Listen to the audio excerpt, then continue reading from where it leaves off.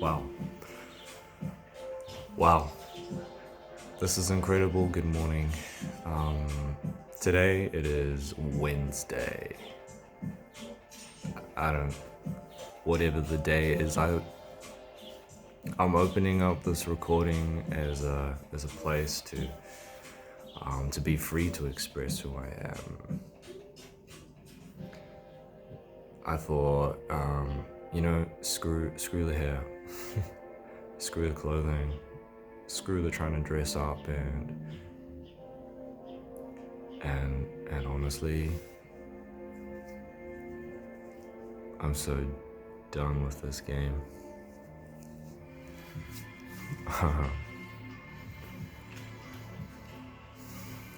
So what are the messages that have been coming through? I had a pretty interesting night last night. Lots of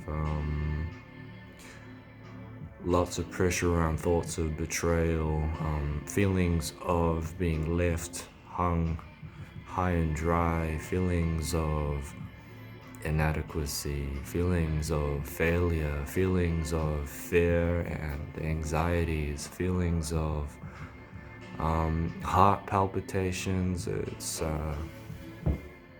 This is kind of weird talking to the camera this way, but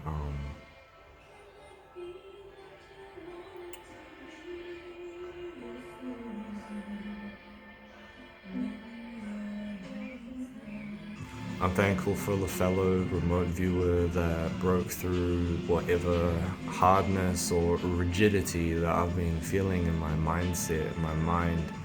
I became consumed by the headlines and the news for a couple days there, feeling like I was expecting to see something better, but what I saw wasn't. And then I realized that this is all a part of the script. It's all a part of the movie.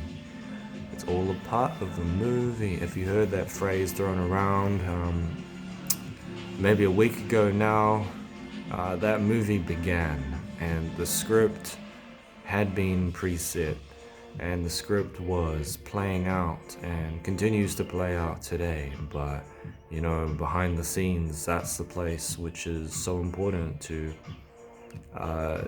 listen out for. Not all of us will see it, but many of us are seeing it, and those of us who are seeing it are beginning to share about it. And what I am seeing, what I am feeling, what I am hearing is that there's a brand new message coming through. There's a brand new confidence that is stirring inside me and you as the people. We the people. The media won't tell you, but we the people.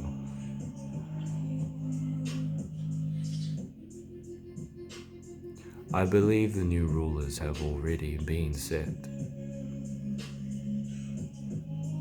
The players in the field in the real field, not the movie script. The real world. None of this Matrix bullshit. Beyond all of that, new message coming, new message coming, new message coming, new message coming.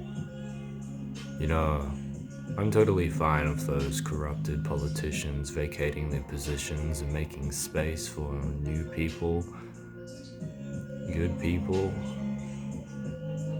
to take on those roles and do what they couldn't do years and years and years and years in a row. New world in a minute.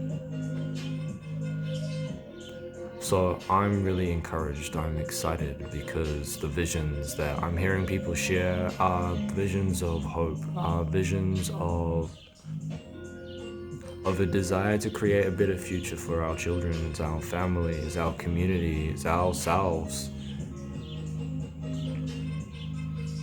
And yeah, vaccine passports and stuff are in the media, but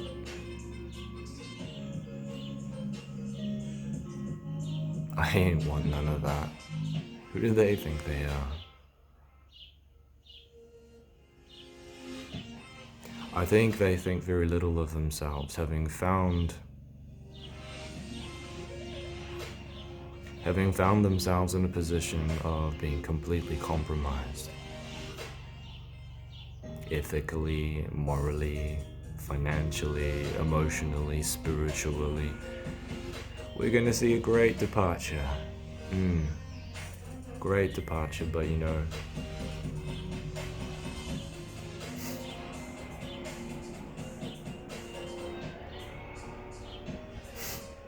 fuck, it's ridiculous. It's actually ridiculous that people are still taking part in this, but I the only reason I say that, I guess, is because I'm seeing myself still feel taken down by it, still feeling shaken by it, and it's ridiculous. I'm so glad I'm waking up to it now. Can you believe that they're promising greater freedom? Greater freedom? Greater freedom? Is there such thing? Is there such thing? In a world where things are so black and white, we know that's not the truth, but in a world where things are so black and white, let's just turn freedom into a range, scale between 2 points. Greater freedom? What happened to your freedom is my question. So there's a number of things that are just I'm just at a complete loss reading the at a complete loss. There's a new message coming, and I'm setting my ears, my heart, my eyes, my mind, my spirit, my soul toward that message, because I'm sick of this false light. I'm sick of this false news.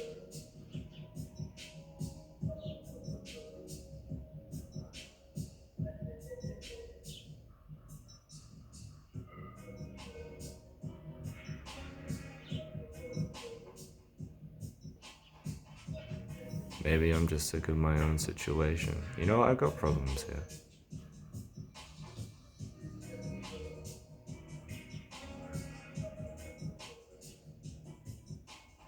What kind of problems you facing, bro? Well, I'm facing a problem of identity. A problem of going through a school system that I felt did not prepare me emotionally for anything. Some problems. I experience these things in my mind in the form of visions and extrasensory information, and nothing in the school system or the religious system, the spiritual systems, the governmental system, nothing in any of those systems prepared me for what I would experience. And I'm not saying that they need to prepare me for any of that, but I just wondered why and how it was possible that we could raise a society with zero emotional awareness. A society that happily trades finances and status, clothing, for genuine credibility.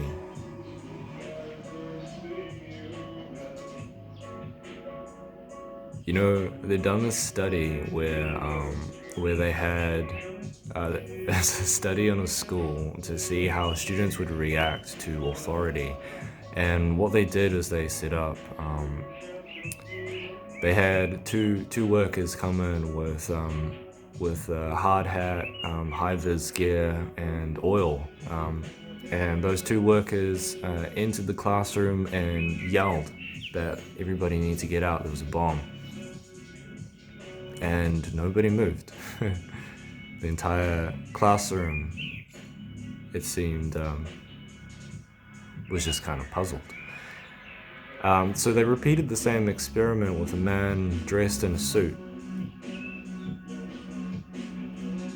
And that man entered the classroom and said, "There's an emergency, you all need to get out."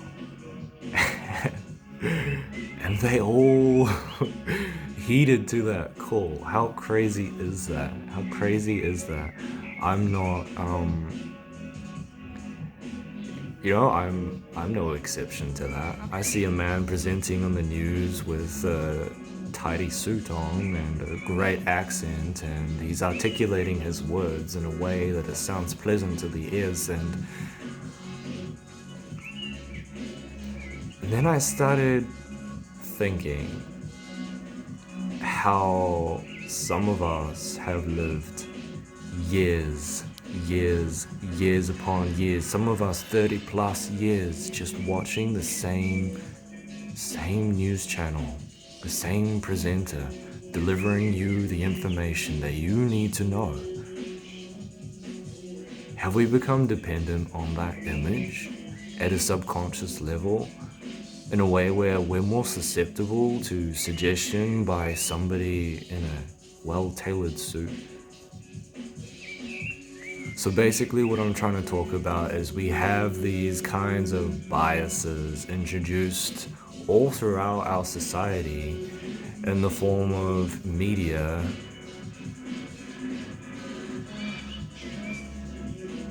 which we consume daily. Hopefully, some of us are making some changes to those consumption diets. Man, it's crazy because I studied social engineering, that not at school. I got this like cute little booklet and I went through it, and basically the techniques and the theories blew my mind because I was able to apply it immediately with effect. It's a little booklet I picked up from the internet. Did I pay for it? Probably not, but some of us gotta survive. Not everybody's in there in the top 1% sitting comfy on yachts. Is there a problem with that? I don't know. It's for you to think about, maybe. Because we're gonna begin thinking about these things. I think society has been in a place of limbo. Wow, excuse me, spitting.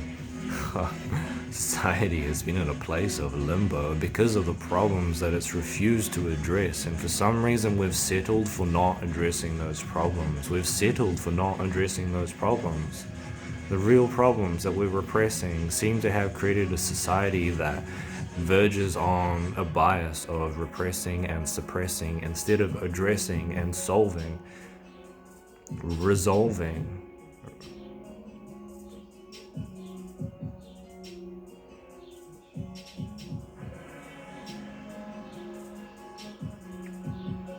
As a small cog in this wheel of society, I have seen my own part in that, where I'd rather not stir the pot. I'd rather not say anything. I'd rather not voice my opinion. I'd rather not stand up for myself in the face of authority, despite knowing that what I'm saying is true.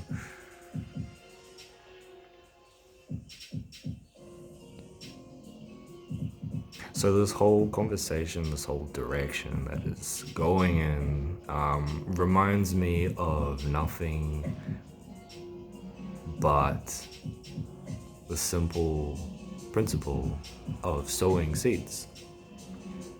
Well, if you take an apple seed and you plant that apple seed and you're patient enough caring for that apple seed, chances are it will grow into an apple tree. I know, mind-blowing, right?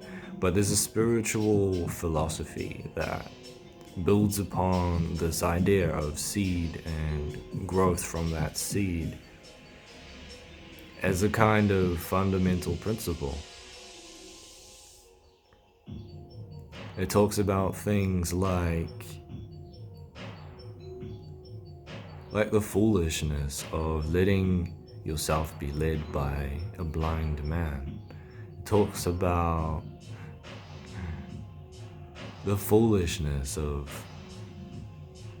creating ideas that have been built from a place of fear and expecting its result to be different.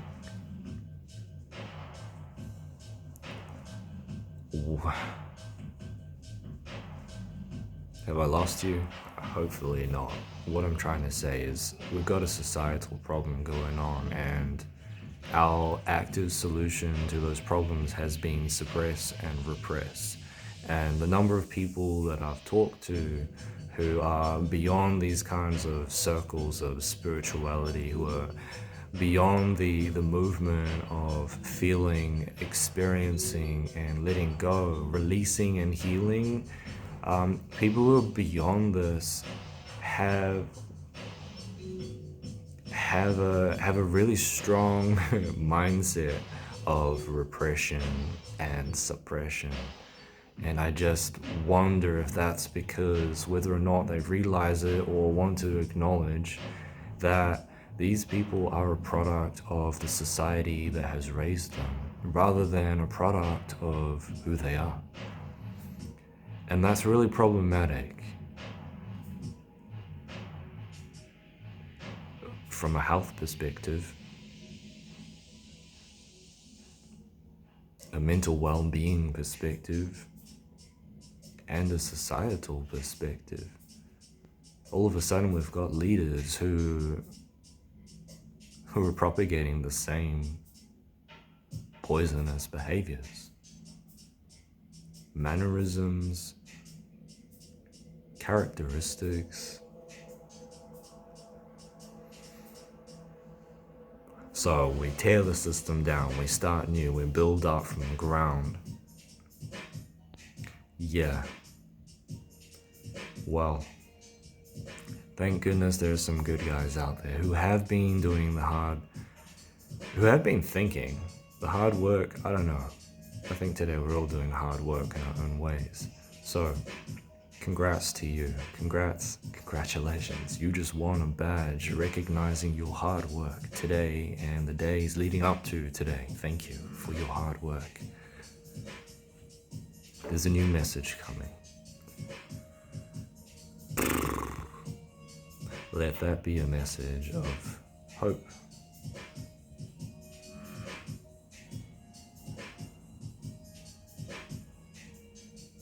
Hope. I think hope is a good thing. And I think this word hopium, I don't see it thrown around anymore, but I think that's a bad thing. You know, how disrespectful that they're talking about a real issue with opiates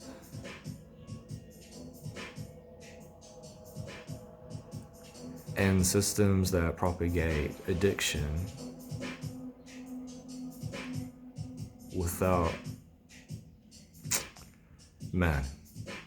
And they just want to assign that to the word hope, to turn hope into something wishful. Holy.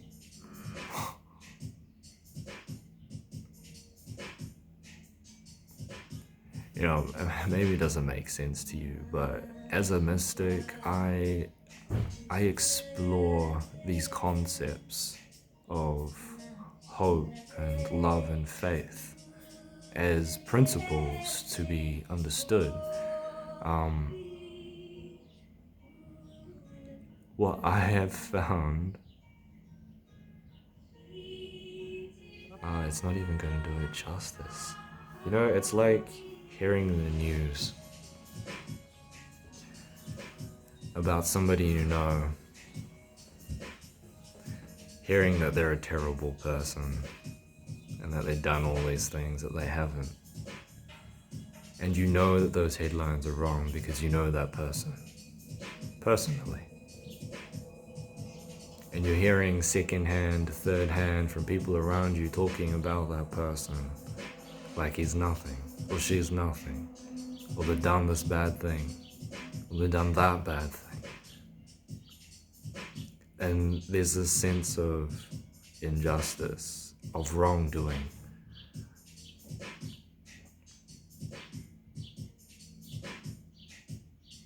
What I'm trying to say is that I feel that with words like hope that are thrown around today. It's thrown around with a complete detachment from the energetic essence, the spiritual truth behind that name.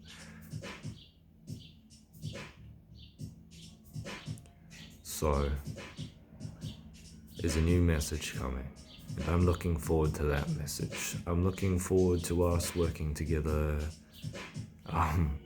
as a people, not necessarily me and you. As a people, I'm looking forward to us not just waking up, but delighting and embracing and engaging and actively participating in the rebuilding, the planning, the envisioning, in the establishing of something beautiful. I think that's what we're looking toward. It's what I'm looking toward. So I'll close with one final question. What are you focusing on right now?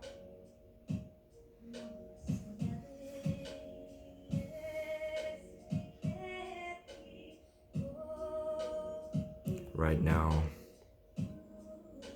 your focus is so important for yourself, for the world. Thank you. Bye.